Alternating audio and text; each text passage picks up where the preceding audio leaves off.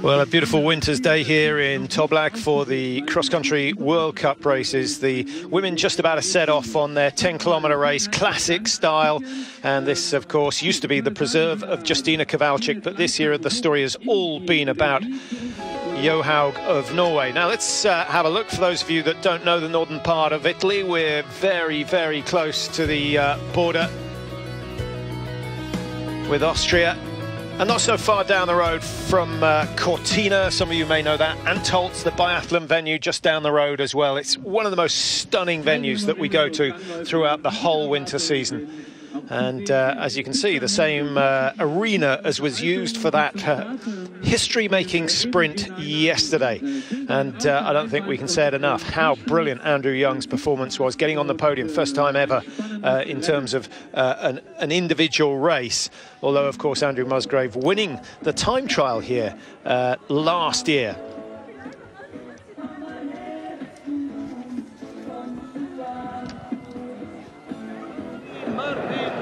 Well, this morning, the men racing over 15 kilometres, and the general consensus from the press was that no one would try and double pole all the way, simply because 3 big climbs, 3 times around the 5-kilometre loop, it was too much. Mike, everyone was proved wrong. Quite amazing.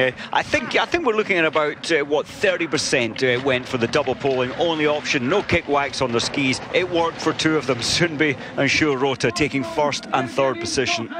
And other than that, the Russians, who all elected to use the stick wax, benefiting. But an unbelievable effort from Sundby. How much has that taken out of him not long before the Tour de Ski starts? Huge amount of effort. And he was on that ground there for a full couple of minutes. And he had to take himself to that level, getting all the split times of the early leader. There he is, Berschmentnik. Berschmentnik setting a very quick split initially at 39.6 inside at the 10-kilometre marker, with that wax on, slightly slower on the descent back down towards the stadium, losing valuable time there, although when he went through, having started 26, he had a decent lead. He was not to know what Sundby was about to do. Sjurota of Norway, another man who double poled. And Mike, you've raced a lot in Norway. Certainly over the last 5 years, more and more of the classic races are turning into an upper body contest. Well, there he is. He's showing it. It's pure and total arm power. And that is the single biggest development or change, I think, this summer, Patrick. The training, the emphasis is completely now focused on the upper body strength. A lot of hill work in order for these classic races, but also for the skating. Well, we'll get a lot of opportunity to talk about that. I know the FIS are keen that they rule it out, so we do see the old classic style.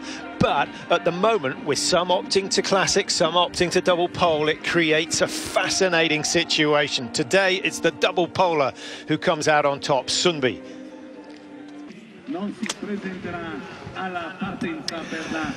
Well, there you see the conditions, 6.3 degrees, forecast to get up above 8 degrees at the height of the heat today, but running out of time. The temperature will start to drop at around 2:30, 3 o'clock local time. Let's have a look at this course, the Sasha Loop, or Saskia Santa, of course, the famous family of skiers that have been around here, and of course she now has a very important role.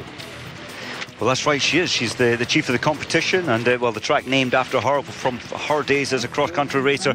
And yeah, long climb up to 2.1, 2.7 is the high point, and then the easy journey back into the stadium. Now, Mike, I think I'm right in saying that you thought not many men would double pole. Are we going to see any women try and double pole, bearing in mind they're only doing 2 laps, 10 kilometres? Do you know, I don't think we'll see even one.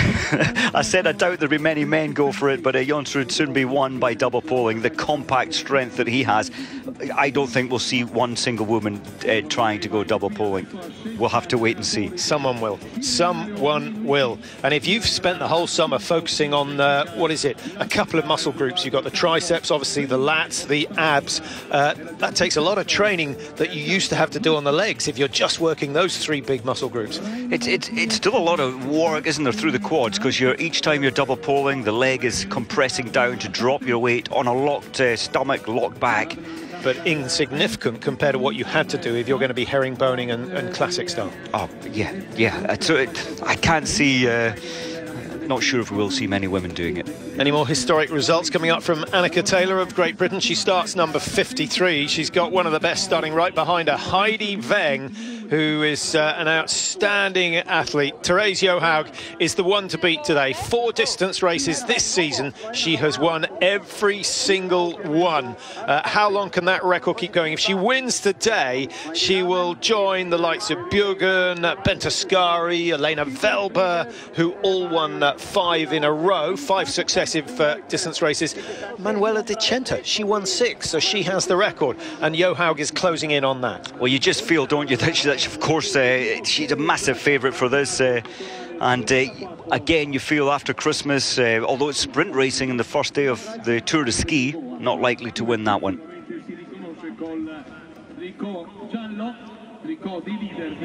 No, she hasn't won all her sprints. She's qualified for a few knockout phases in the sprint, which is certainly an improvement for Johaug this year. A lot of her training has been centred around the gym, Mike. It's about developing the strength, developing the power, and really the last 15 years, even more and more and more time is spent getting that strength, and the older athletes are having to do even more of it. Yeah, very much so. And where does Johaug improve? Her season last year was excellent, and that's what she's done. She's gone into the gym, and she's, without a doubt, she's breaking the fields. I know Björgen isn't here, about to have her baby, but without a doubt, Johaug has improved during her 7-month summer training. Well, that's the start gate, obviously, and it's going to be Chai-Won Lee, who is first away for Korea in just a couple of minutes' time.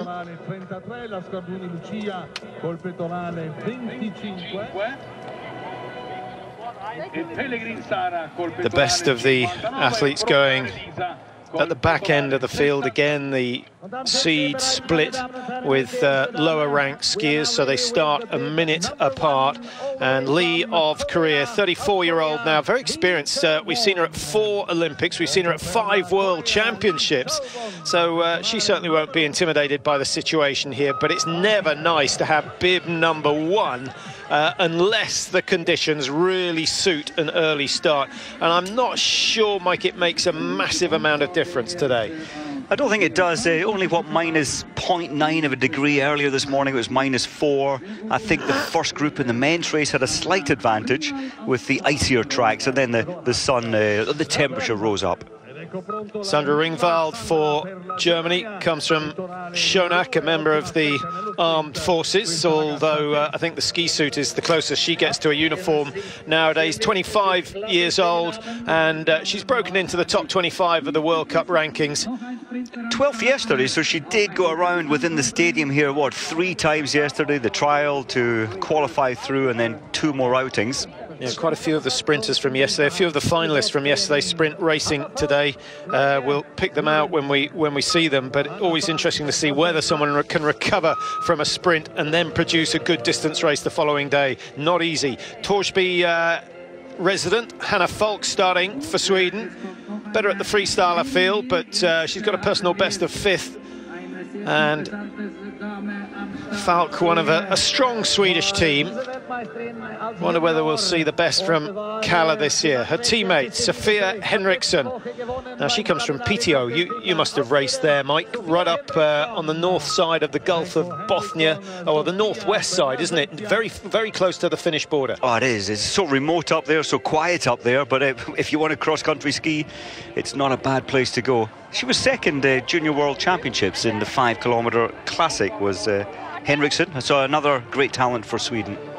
That's Sarina Bonner of Switzerland just heading towards the start gate, and Italian Virginia de Martin-Tropenin will be hoping that her Rossignol skis have been perfectly prepared. I think that's going to be a key. A little bit of moisture, difficult conditions, because in the woods it's obviously a couple of degrees colder.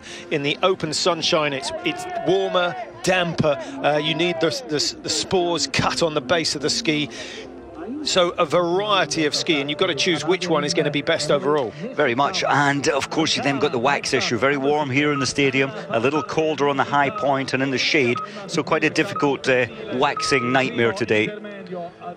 Emily Nikishawa, a member of White Horse Cross Country Ski Club, and got 2 top 30s last year, so she's won herself some World Cup points. I think if she manages that today, that would go down as a good race. Actually quite a small field, only what, 62 competitors, top 30 getting, so the top, you know, virtually 50% of the field will go home with World Cup points after today.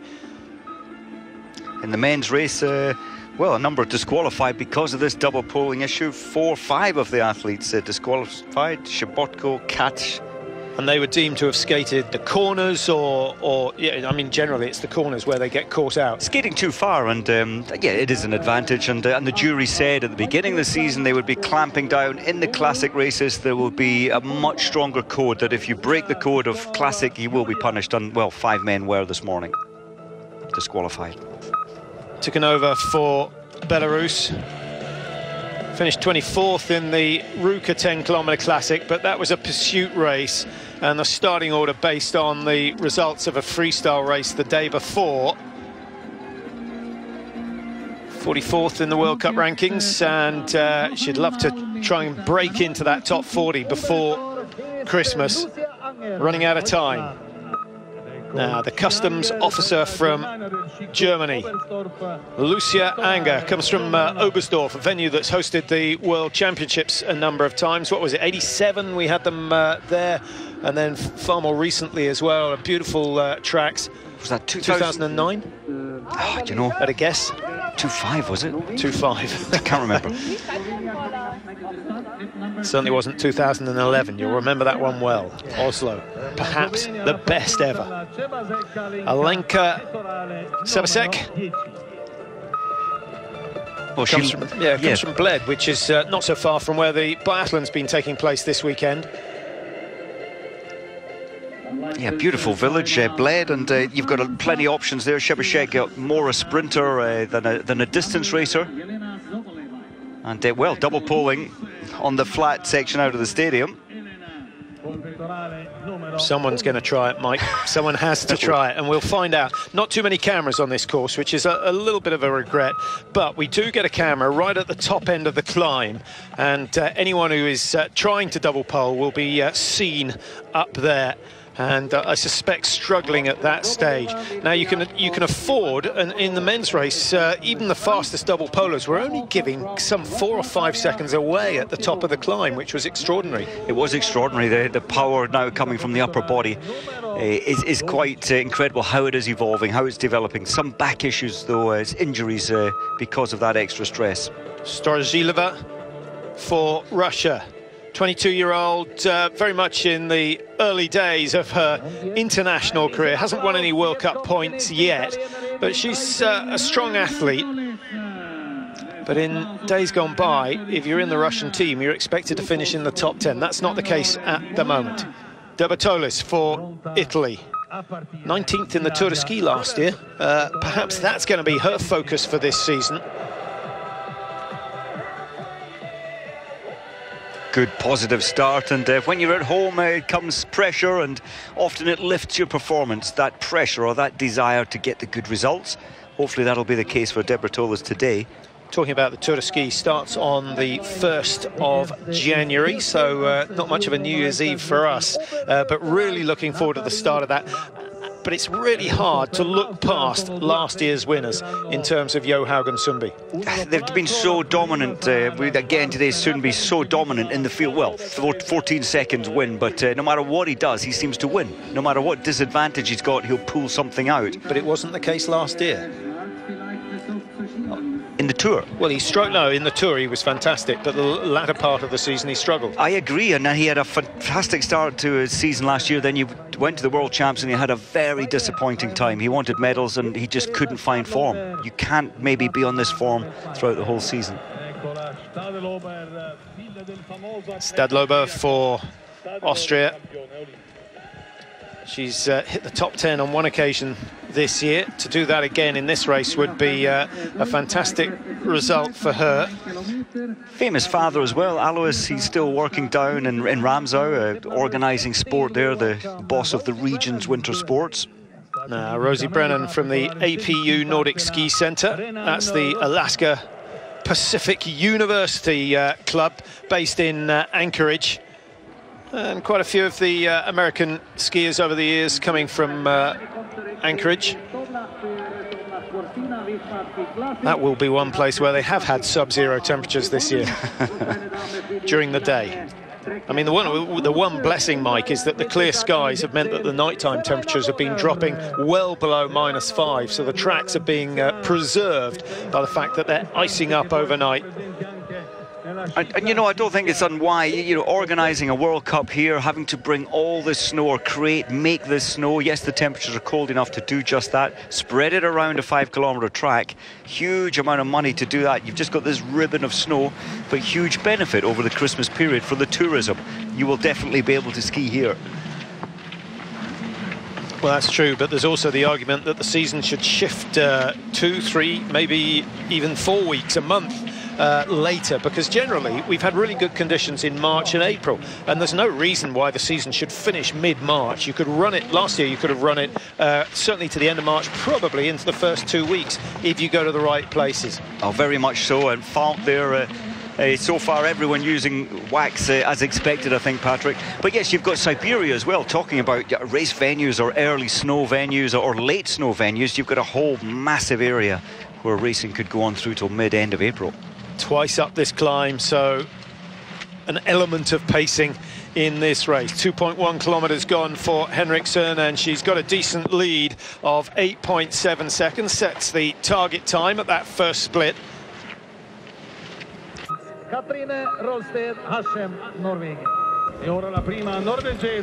Number 22. Hasem of Norway, first of 7 Norwegians on the start sheet, and we've only got 62, so over 10% of the athletes coming from Norway. Now, they've been totally dominant, but in yesterday's men's sprint, no Norwegians to be seen on the podium. I think that's the first time this year. First time in a long time. They took 5th and 6th position. And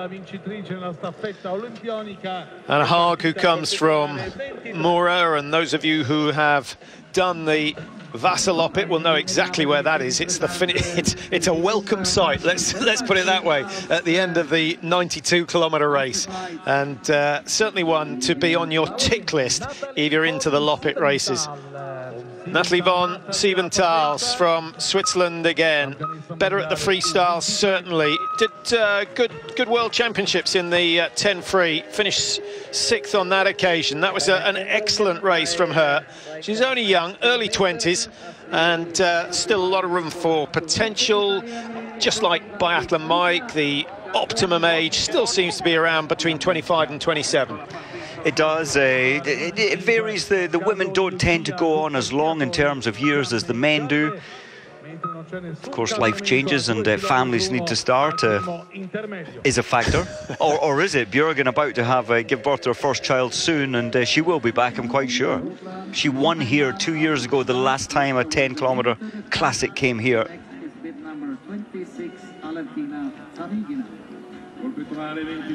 Just looking at the results, Patrick, on that 10-kilometre classic 2 years ago, just before the Olympics. It was the final run out.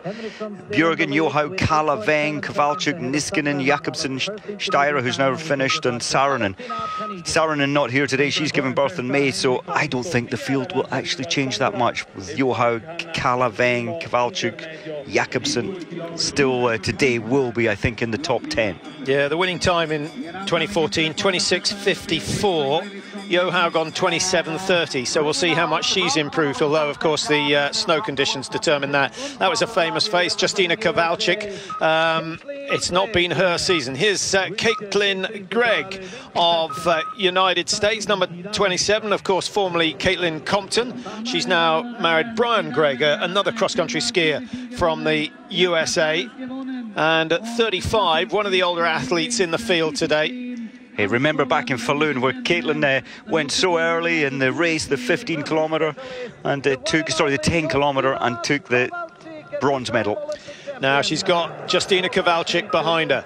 Are we going to see some vintage Kowalczyk, or is it still going to be an average performance from her? No fireworks from her so far this year. That's nice to see her starting with a little bit of hunger, Mike. But extraordinary enough, she's been the queen of classic. I think she's won 50% of the 10-kilometre classic races that have been held over the last 5 years. But she's really struggled over the last 18 months. Sadly, she has. She's pushed so hard, had limited team in her early days in terms of backup, worked so hard, but she's lost her way a little. Looked better today. Here's someone else who works hard, Jessie Diggins. Great to see her when she's on form. We haven't really seen that. She's 24th in the World Cup standings, which is no disgrace at all. Well, in fact, my mistake, she's 20th and 4 places above Kowalczyk, who is 24th. And actually, I thought Diggins looked okay in the 15 free in Davos. She did, and another good American, Elizabeth Stephen, and she's so good when it comes to steep climbing. The final day of the Tour de Ski springs to mind. She'll be fantastic on that day. Yeah, very slim figure, light body weight, and that makes a massive difference when it comes to the climbs. There's not many lighter than this woman. Therese Johaug, hot favourite for today's race, starting early amongst the seed. She starts number 34, and slight change in the way that the order is decided. She would, last year or 2 years ago, she would have been starting last. She would have. I'd like that the best seeded athlete would start last. Yes, they're given all the information ahead of them. They didn't like that because often the conditions didn't favour going last, and that's why they've changed this season.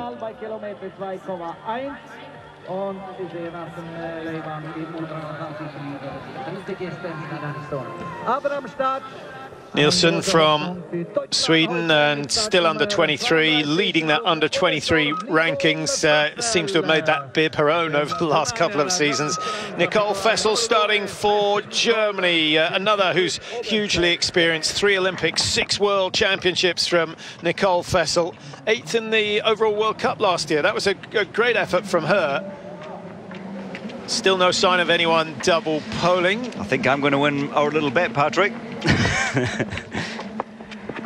No, I just don't think we'll see any double polling at all. It will be a cheap lunch if you do. A few issues with wax, though. Even the leader to this point, Henriksen, I saw her slipping. The wax wasn't perfect. Difficult to get the perfect wax today.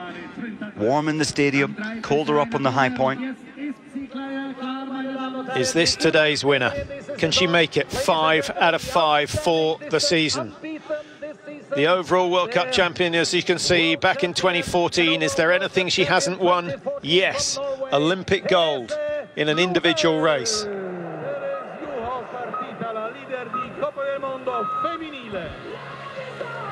She was Away she goes. So disappointed as well at the World Championships in Falun in the 10-kilometre freestyle. A favourite to win, but she was way off the pace, 2 minutes off the pace. Such wet conditions for the seeded, the faster athlete starting at the back of that field. Again, which was part of the factor why it has been decided that the seeded group will go earlier. Group 2, effectively, they'll go. Sadie Björnsson. Focused. Head looking up the track to keep the hips forward. It's looking good.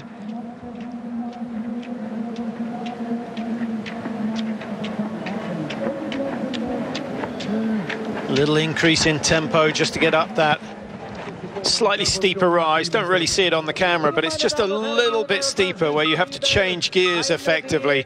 Now Stina Nielsen could well end up as the best Swede today. Having a good season, Stina Nielsen lying 3rd in the overall standings.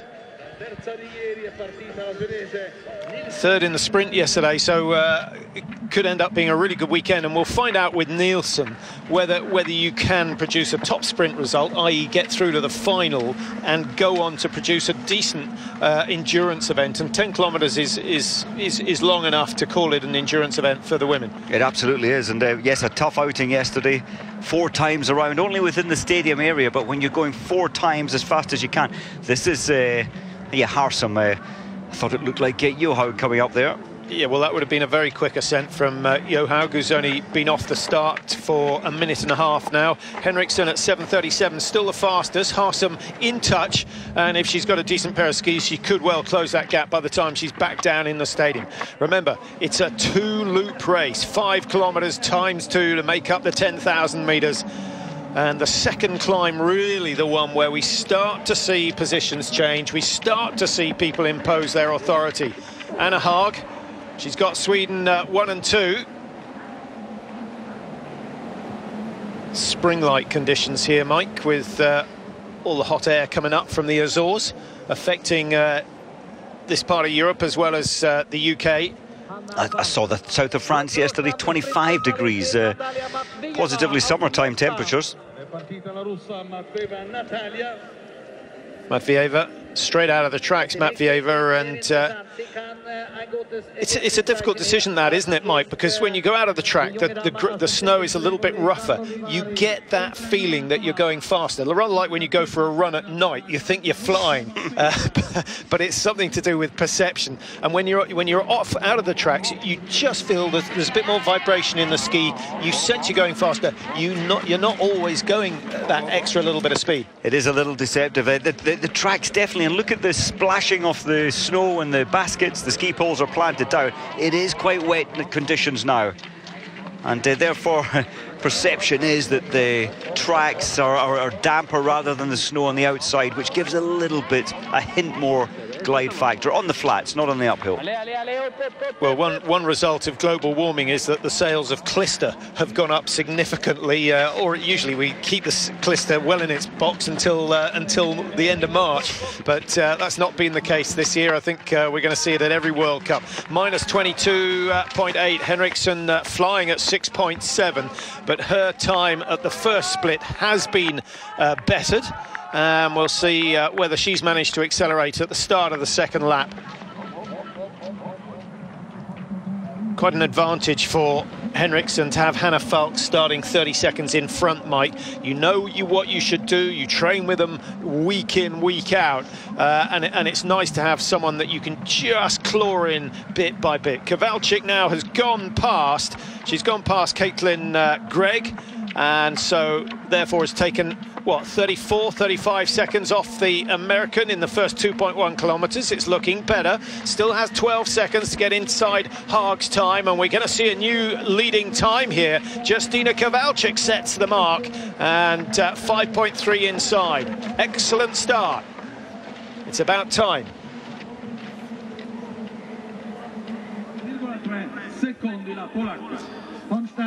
Back down in the stadium, we still have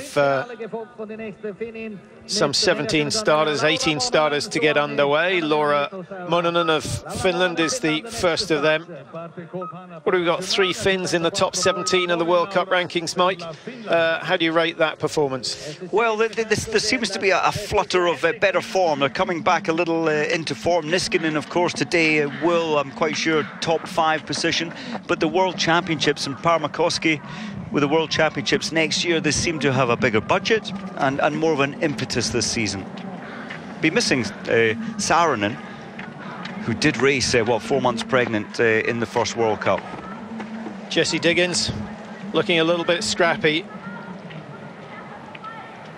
Going through the top of the first climb, she's pushed hard, but still lost 22 seconds to Justyna Kowalczyk. Slightly surprised, Mike, there aren't any coaches up at the top end of the course.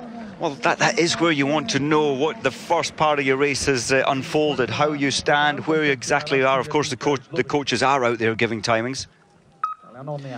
Number 3 Finn in the World Cup rankings at the moment is Anne Kiloinen. Done every race this year. And I think her best was in Lillehammer, second week of the season, where she finished a pretty good 7th in the skiathlon. I think probably had 5 Norwegians in front of her, 6. Hard to break into, and it must be a worry for all the rest of the coaches. How do we beat the Norwegians? How do we beat this lady? And she's setting another blistering time today. Still got a little way to go, but she's got over a minute in hand to beat Kowalczyk's time of 7:31.4. Listen to the breathing rate. She's gasping for air with every stride. Okay, let's have a prediction of the margin. It's going to be around, what, 22? After 2 kilometres, that's you taking 10 seconds a kilometre out of the next best is quite a phenomenal. I think it might even be better than that. Although she still has a way to go up here, then bearing a little bit to her right. Tempo is fantastic, coming up behind Chaiwon Lee, who started first. Not a bad call. 19.6 the margin for Johaug. Oh, that's incredible. 10 seconds a kilometre, all uphill. It's incredible pacing. I suppose that is the big work section of the track here, and that's where she's trying to maximise her gains. Yeah, she doesn't weigh enough to gain anything on the way back down to the stadium. But the good news for Johaug is she's got to do the climb twice. But she doesn't win easy. She wins by working hard. And I don't think I'll certainly never forget her 30-kilometre victory at the World Championships in 2011. I think that's when she made the most impression. I know it was way back in, what, 2007 when she did so well out in Japan? In Japan, yeah, when she was, what, 18-year-old, bronze medal in the 30 kilometres? 18, brought into the team at the last moment and then stunned everyone with an unbelievable performance. And it was 99% grit, 1% talent at that stage. She is just designed to fight from the moment she sets off till the moment she drops across the line. She gives everything.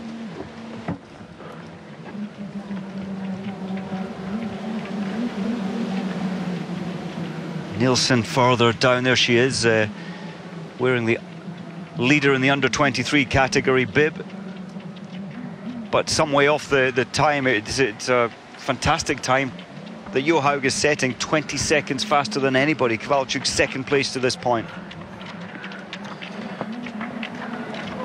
Nielsen leading this train, and although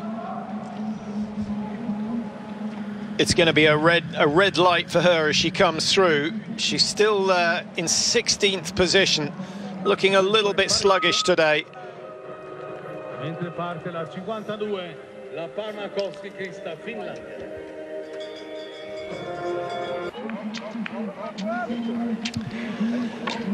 6.7 kilometres gone for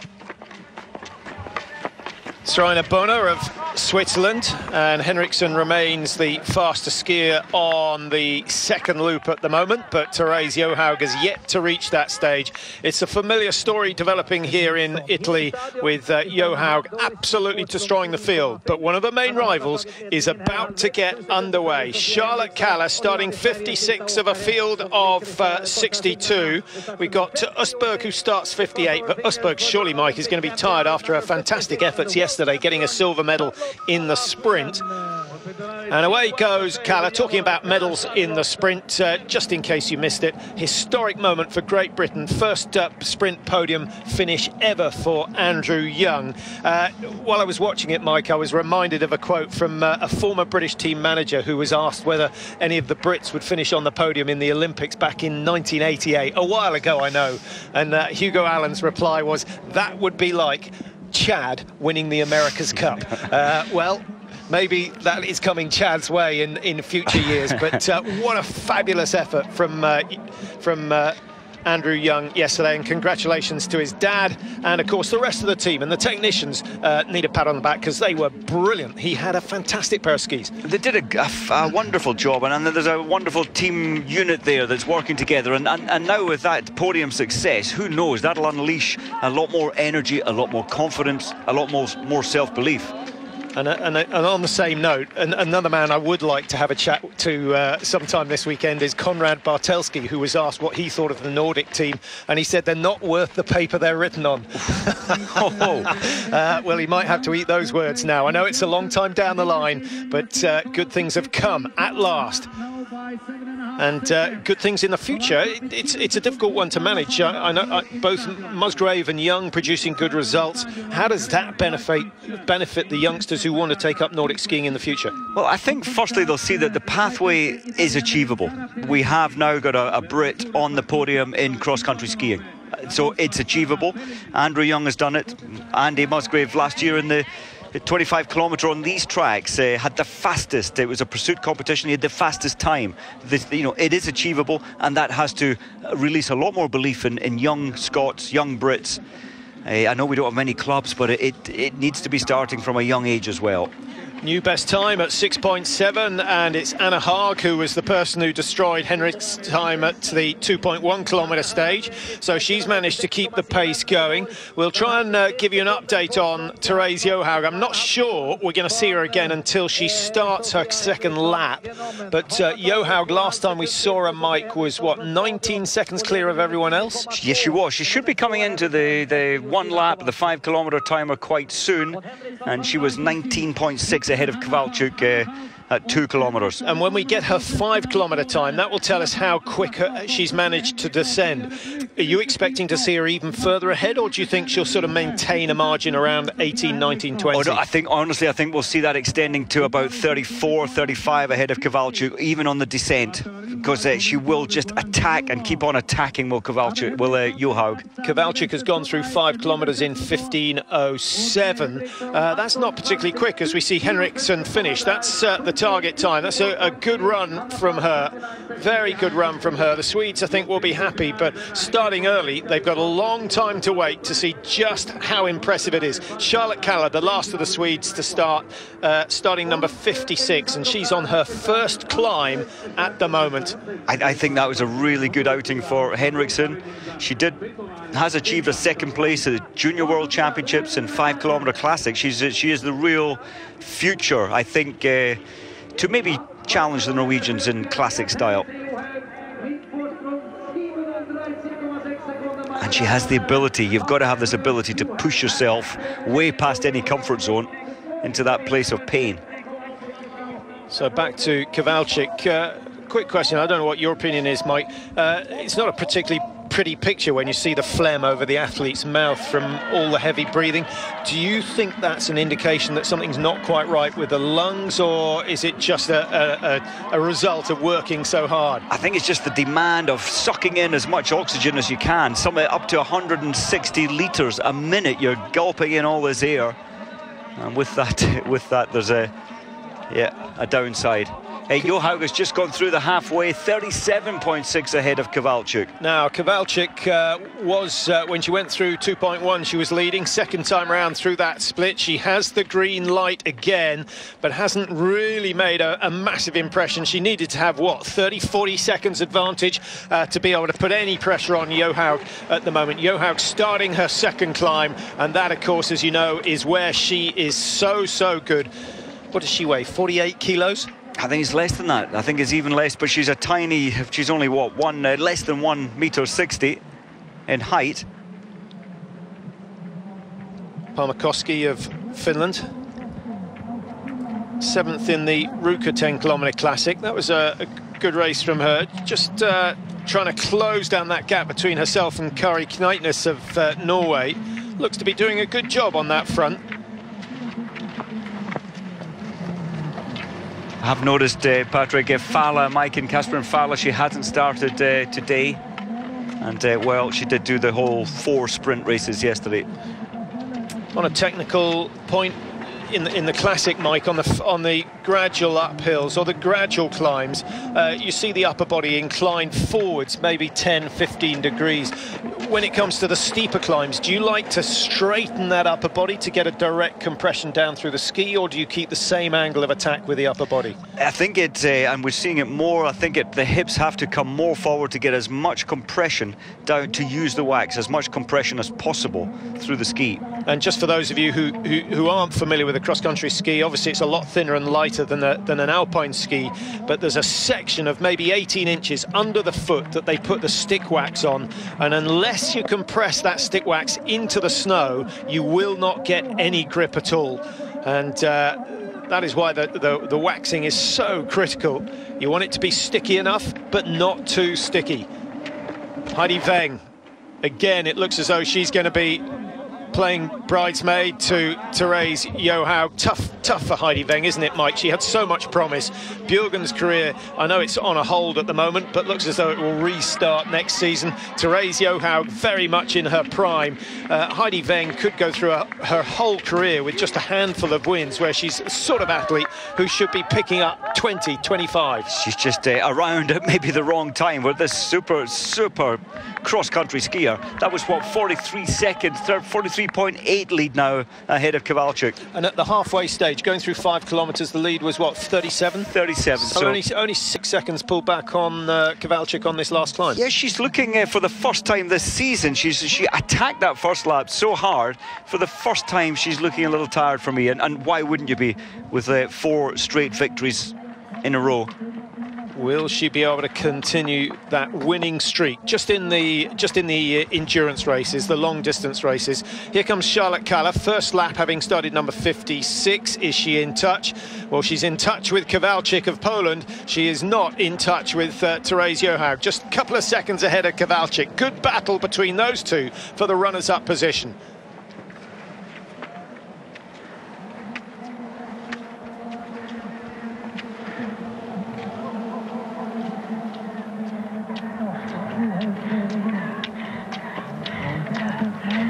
Caitlin Gregg.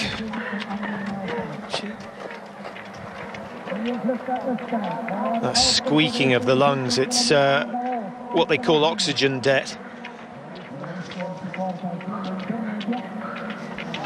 I think also there's an element of altitude here, Patrick. Last week it was 1,600 metres, we're 1,250 metres here. About, what, 14% less oxygen up here. Usberg racing for a podium, which is what she achieved yesterday. So as yet, I know it's only 2.1 kilometres completed. She's got 3rd place at the moment. Great skiing from Usberg. So Johaug, Weng, Usberg, Parmakowski.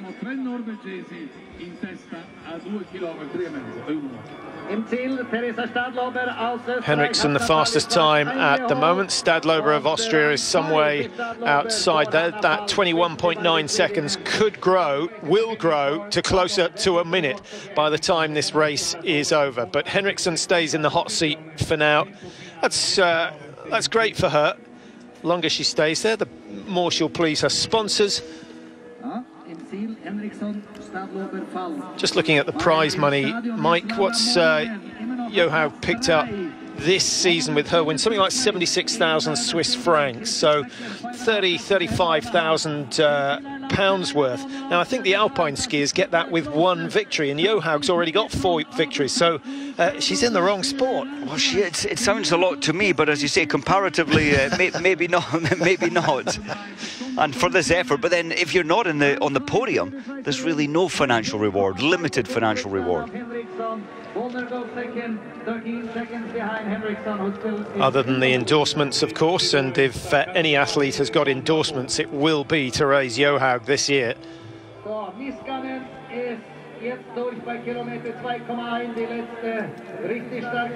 Henriksen watching the big scoreboard on the table, and she will know what is coming.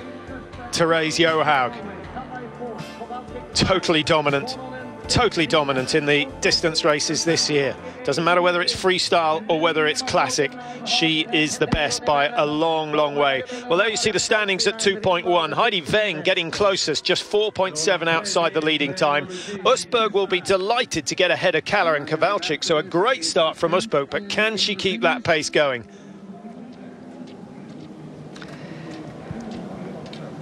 Karsina just working her way up to 6.7 kilometres, but the deficit is, well, it's going to be around 50 or more seconds to Johaug. I would say closer to a minute as she makes her way up here. It's a young Russian team, and they want success. They've shown their credentials in the junior rankings, and I think they're a good crop of young and talented Russian athletes, but a minute off the pace at 6.7 must feel like a lifetime away.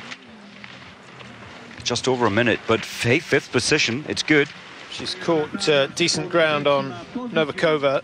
Novikova top 10 in the distance standings as we watch sprint coming in from Sadie Björnsson from Alaska. Can she get ahead of Ringvald? Yes, she can. 32.7. The deficit to Henriksen, who remains our race leader at the moment. We're waiting for Anna Haag to come into the stadium.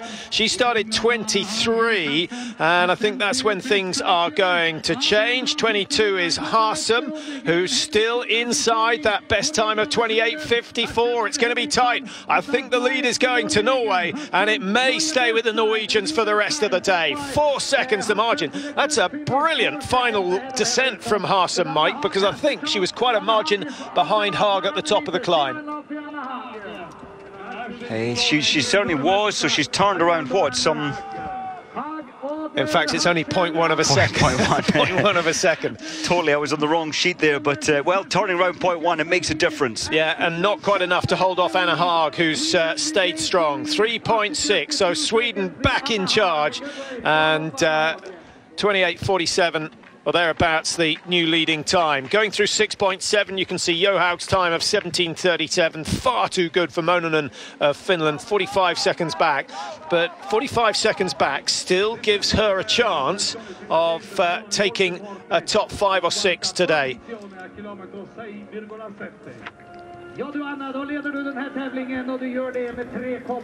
Haag just missed the podium in Davos.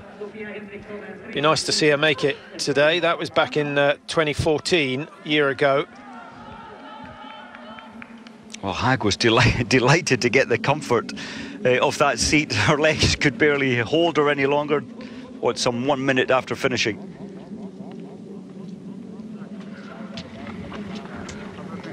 Now, if you put all the athletes in the same suit and a big balaclava, do you think you could tell what nationality they were by the way they ski?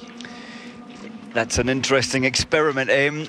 You could, I think, be able to get a good number of them, over 50%. You could pick out the Scandinavians and the Finns. I think you can pick out the Finns as a probably there's a little more hip rotation probably there. Pick out the Russians. Yes, you definitely and almost could. certainly pick out the Germans. Yes, and you would definitely recognise this lady. And she's doing, yeah, her time behind is quite, it's going to be a margin of around a minute or more, but you know what, I'd love to see Kowalczyk on the podium, and she might still stand a chance of that. Well, if we look at the halfway stage at 5 kilometres, Kowalczyk is still in 4th place, 37.6. So it's whether Kowalczyk has done enough to hold off Weng, Parmakoski and Usberg, all of whom have bettered her times at various splits on the way. There's no way she's going to beat Therese Johaug unless Johaug has a broken ski on the way back down the hill. In comes Kowalczyk, and minus 20 at the moment. She's going to take an easy lead ahead of Anna Haag, but at the halfway stage she had an 11-second lead, and she's not managed to improve that. So I think that is the writing on the wall. I think we're looking at 4th or 5th place for Kowalczyk. And a bib number, Patrick, as you see, 28 advantage to those behind her. Parmakoski, bib 52, Heidi Weng, bib 54. They are getting all the information now. How do you think she's coping? She used to win every 10-kilometre classic without even thinking about it. Now she has real competition. She just doesn't, her leg pace, her attack pace, her fitness level just looks, yeah, some 4%, 3% off her great days of racing. I hope she can find it back during the Christmas break. Well, it won't be a break, it'll be a training readjustment phase. Ingmar's daughter, who's caught and gone past. Or is she being caught by Hjeitnes? No, it is actually, it's Mary Ida just behind her. So she has taken 30 seconds off the Norwegian from the Osana club that has produced many a good star in the past. Well, so she's in the leader's seat, but for how long? Perhaps another minute at the very most.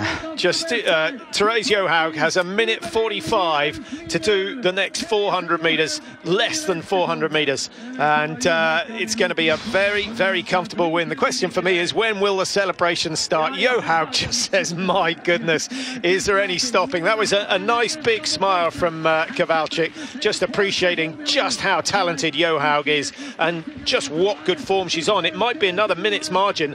For the 4 wins she's had, she's built up a leading time of 3 minutes 18. That certainly is going to be pushed close to 3 minutes 30 by the time everyone's finished today. 1 minute 13 ahead of Justyna Kowalczyk. 2 years ago, you wouldn't have dreamt that possible. Oh, well, that was a little appreciation there from Kowalczyk, and I think everybody realising that this lady is in a class of her own this season completely. Yeah, I don't think Bjørgen will have been out. I think Bjørgen's praising her timing of starting a family, because I think she would have really struggled in the distance races. You can see the wax there. She's lost some of that wax. And Teresa has really hammered the last, well, what is it, just 1.5 kilometres. She was 55 ahead of Kvalchuk. It's now 1:14. Heidi Weng was only 4 seconds off Johaug's pace at the top of the climb. First time round, she's now 24 and still only 1 second ahead of Parmakoski, who started a minute ahead of her. She might have got a couple of glimpses of Parmakoski, but I think she'll probably be surprised, Mike, that she hasn't managed to haul in the fin. Parmakoski is having a sensational race out there. Well, for Heidi Weng to have started just 1 minute behind Parmakoski, she will be able to see her in, certainly when they came through the stadium. She'll be given absolutely every possibility to pull the time back, the information she'll gain. And don't forget Ingvild Østberg. Now, Mike, Østberg was in the top 3 first time round at 2.1. Do you think we're now going to see the price she's paying for racing in the sprint yesterday and going all the way through to the final? Do you think she'll be, what, 15, 20, even 30 seconds off the pace? It's hard to believe that she would not suffer as the race goes on here, but as you say, at the halfway, she was in second place, 17 seconds behind. I think she'll drop back. Surely she has to have fatigue from yesterday. Kalla, this could be an aspect. We saw Johaug had lost some of her grip wax. Kalla's had to get out of the tracks to try and find better grip on the side, on the edge. Well, as far as we're aware, Mike, you've been proven right. No women trying to double pole this course here. No, just with all respect, the women don't have as yet. I'm sure it'll be evolve. How can you make yourself faster? By working on your arms. Marit Bjørgen did that. Now, what about Østberg? Here she is, 6.7. She's had a really good starting position, a minute behind Charlotte Kalla. So she's had good splits, and they will have been encouraging splits when she realises she's closing the gap. Heidi Weng on 24.2. She's only going to be, if she's outside that, it will only be by a fraction. So we could see a 1, 2, 3 for the Norwegians at 6.7 kilometres. We do. Johaug, Østberg, Weng, and then just behind her, number 53 going through. That's Annika Taylor of Great Britain. There you see the margins, the amount of ground that Taylor has to make up if she's going to compete with the best. Well, that's 2.5 minutes undone, Østberg, and Østberg, dropping into second place by 1 second.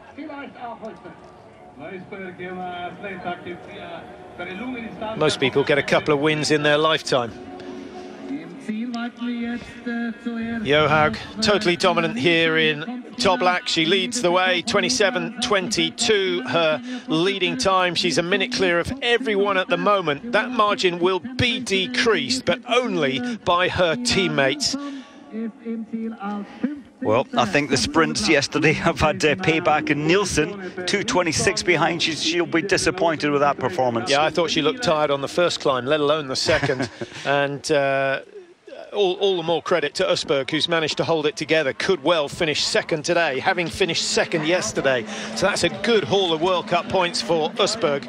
And she started the day in second place in the World Cup standings. She will have lost more ground to Johaug, but she will have pulled a long way clear of Stina Nielsen, who's blown up effectively today. I'm a little surprised with Niskanen's performance. I think it's a sort of slipping coming up this straight. The wax isn't working well. And if it's not working, if you're not getting the grip on these long uphills, you're wasting, you're using so much more energy.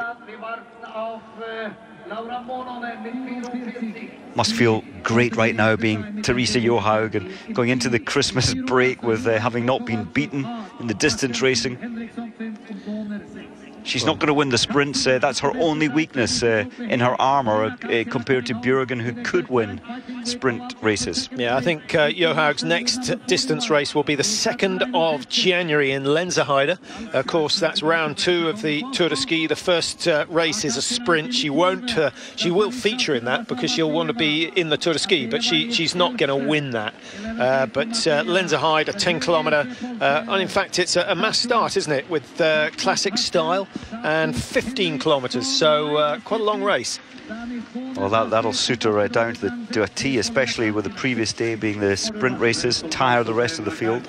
So she's on to 5 successive victories, Mike. If she wins that 15-kilometre in Lenzerheide, the following day there's a pursuit over 5 kilometres. That would take her up to 8 successive distance victories and put her in on her own ahead of Manuela De Centa. She will lose. I mean, there's going to be bonus seconds, so that's an interesting scenario, really, because she won't. The pursuit competition, she will have some catch-up to do based on the sprints. But if she can get, if 15-kilometre classic, if she can get a minute clear of everyone, that's going to make up for all the lack of bonuses that she does or doesn't win in the sprint. And with a smaller field in the Tour de Ski than we have in a normal World Cup sprint, she's highly likely to qualify for the top 30 and at least get into the first round and pick up some bonus points.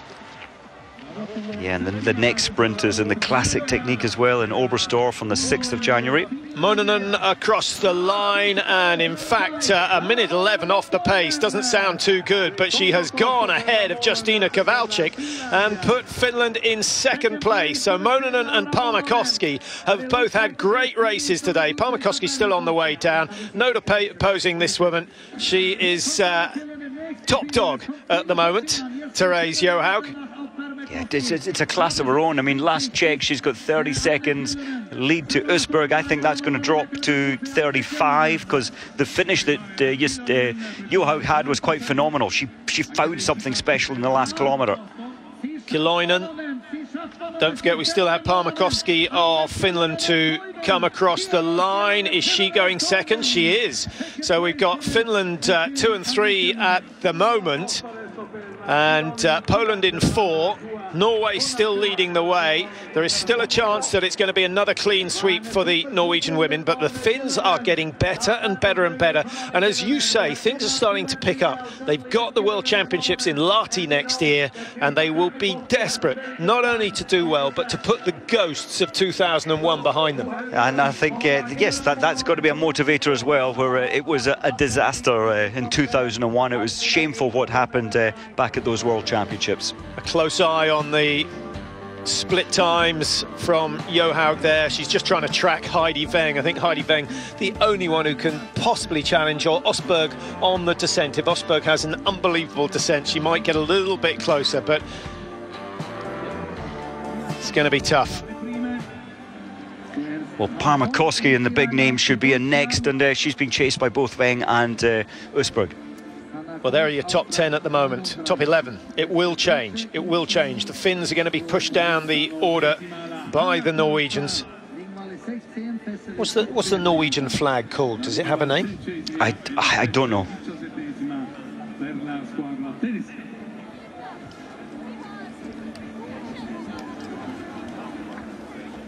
3 minutes separating the top 30. It's only a 10-kilometre race. They're over a kilometre behind. They're around 1150 metres behind the pace set by the fastest here today. Number 50 is Ingmarsdóttir of Sweden. Just behind her is Parmakoski, who has caught a full minute on Ingmarsdóttir. Ingmarsdóttir had a really good start to the season. Looks solid up in Ruka. This isn't a bad run by any means, but she's going to be over a minute and a half off the leaders. Parmakoski needs to break to the side. She does. At the last check, Patrick, Parmakoski was 4th position, needing to find just 2.3 seconds to move ahead of Heidi Weng, and 2.9 to move ahead of Usberg for 2nd place. Of course, they'll be given all the split times from Parmakoski. They will get the split times. Parmakoski needs to have had the skis on the descent if she's going to challenge for 2nd place today. She's certainly going ahead of Kiloinen by a big margin. Can she get under 30 seconds behind Therese Johaug? Yes, she can, but only just. 28.2 the margin. Finland now have 3 in the top 5. It's been a brilliant day for them, but the game is not over quite yet. Osberg and Weng descending towards towards the stadium. Now, Parmakoski has pulled back 3 seconds to Johaug in the final part of the race, the final 1 kilometre, which maybe, just maybe, she's a chance of taking second or third place. Any developments with Charlotte Kaller? I know she's been moving slowly up the order after a relatively slow start. I think she's still over 40 seconds behind. She is. She was slipping. We saw her slipping 48.9 behind in 6th place. Heidi Weng looks to have lost a little bit of ground to Parmakoski. She's got, well, only 18 seconds to get in. I think Parmakoski may well stay second after a brilliant fight down into the stadium. No, it's not going to happen. And Kjell-Erik Christiansen on the mic in the stadium is absolutely right. She cannot beat Parmakoski. So Norway are certainly going into third at the moment. But Heidi Weng, if Østberg has had a good descent, Heidi Weng could be off the podium today. And that doesn't happen very often these days in the distance races. Well, that's a huge loss of time in just the last 1.5 kilometre for Weng. Yeah, Christmas break needed. She knows it. No doubt about it. Do you know, I think it might be the same scenario for Østberg. Although Østberg started, what, some 2 minutes behind Weng. Heidi Weng, her challenge for the overall World Cup, Mike, which she must have been thinking of at the start of the season. Although, having trained with Johaug all summer, she'd have known just how good Johaug was. But I was just thinking that dreadful mistake where she finished a race in Ruka a lap too early. Everything started to go wrong there. From 2nd to 20th by that mistake in Ruka. Charlotte Kaller won't beat Parmakoski, as you can see, and she won't beat Heidi Weng, although it's going to be reasonably close between Kaller and Weng. Let's see, has she got it? 70 metres to go. She's got 6 seconds to get inside. I think Charlotte Kaller just outside the top 3 at the moment. But I hope she's on her best form when it comes to the Tour de Ski. She has won the Tour de Ski before, back in 2008. It would be lovely to see a challenge again. But has she got what it takes to win the Alpe d'Huez, the last day of the Tour? I think Johaug is in a league of her own. She can gain a minute on everyone on that last leg. Here comes Østberg. Oh, hats off to Østberg. She did all of the sprints yesterday on the podium, and then the next day to still have this much left. Well, I think it's going to be very close between Parmakoski. I don't think she's going to beat Parmakoski, who has had a tremendous descent. They are only 2 seconds apart at the top of the climb for the second time. Oof. And I wonder whether the Norwegians haven't been given enough information, or whether they've had just a little bit too much wax on their skis, and that has slowed the descent. It's now a race between Weng and Østberg, and Østberg, who was second yesterday, is going third today. 2 successive podiums for Østberg, and she pushes her teammate Weng out of the top 3. But the Finns break the domination of the Norwegians. Johaug wins yet again, win number 5 for the season. Well done to Parmakoski. That, for me, is the race of the day. That was outstanding from Parmakoski, 4th at the last split timing. And what about Østberg to have gone through all of the sprints yesterday and, as you say, to get another podium, this time 3rd. And that, although she's lost 20 points not beating Parmakoski, she's still done enough to open up the gap between 2nd and 3rd in the World Cup standings, which is all important at this stage of the year. Now, if Johaug wins the Tour de Ski, Mike, you get an extra 400-point bonus. The season's almost going to be over before the end of January. I think it would be practically over on paper. In fact, it might technically be over by the end of January. Her performances have been so strong, but it's the usual suspects chasing her. Weng, Kaller's in there, Østberg, Parmakoski, but they're just not getting enough points, enough victories for the 100 points. That was an impressive performance from Østberg. Just faded at the end, though. A race for second. Yeah, it would have been nice to see some speed gun on the way down the hill to get a really good indication of whether it was skis or whether it was just the effort from Parmakoski on the couple of little climbs that you have as you come back towards the stadium. I suspect with those margins, the skis were very good. You would expect there was definite drive, though, wasn't there, from Parmakoski? And everyone's desperate to break the Norwegian stranglehold at the top of the list. 27:22, the winning time. It's a familiar name on top again.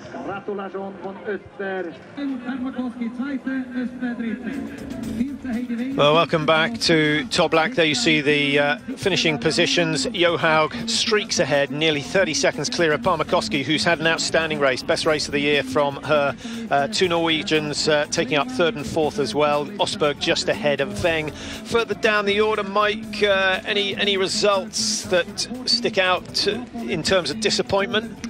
Certainly, the Russian team has been not so much a disappointment, an improvement in some ways, and not as strong in others. Stina Nielsen, 28th, that's a surprise. She showed Lillehammer she was better than that, so off form here, so that is a surprise. But a great sprint race from Stina Nielsen yesterday. It was, and the American girls I thought a little disappointing. 36th, you see them in that page there, 36th to 45th bracket.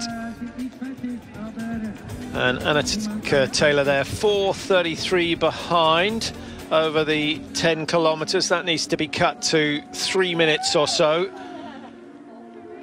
And Therese Johaug, top of the podium again.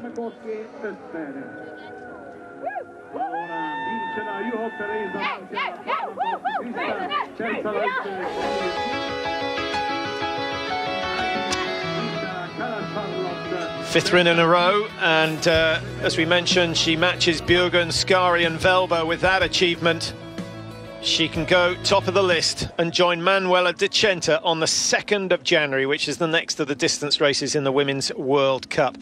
You'd be foolish to bet against her doing it, but as long as she stays healthy over Christmas, we should see those sort of results. Let's have a look at her stats. Just 27, 29 wins now, the podiums. I'm not sure whether that takes in the stage victories, actually, Mike, but the Tour de Ski counts as one. 83 podiums, astonishing record of consistency from her, and of course winning the Globe 2 seasons ago. She did, and most likely to get another Globe by the end of this season. The way she's been going is so, at the moment, untouchable, and enjoying every moment of it. She's got it all.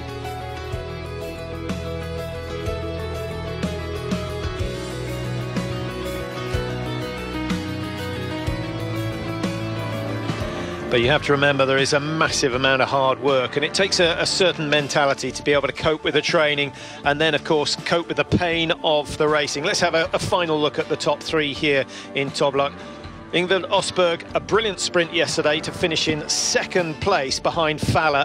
She's finished 3rd today. That is a fantastic effort. Krista Parmakoski, if anyone got the pacing right today, she did. She was not a long way off the top three, but she was behind the top three at the top of the final climb. She used all her power and skill to catapult herself into runners-up position. Nothing she could have done would have caught Therese Johaug. Parmakoski will be delighted with that. That's the sort of boost she needed before the Christmas break. But this is cross-country skiing at its best. Therese Johaug, she's got the perfect physique, she's got the perfect heart and lungs, and she's got the perfect mind. And a perfect 5 out of 5 for the season. It cannot get much better than that. Well, that's all from Toblach. We'll be back with the Cross Country Skiing World Cup for the Tour de Ski on New Year's Day. We'll see you then.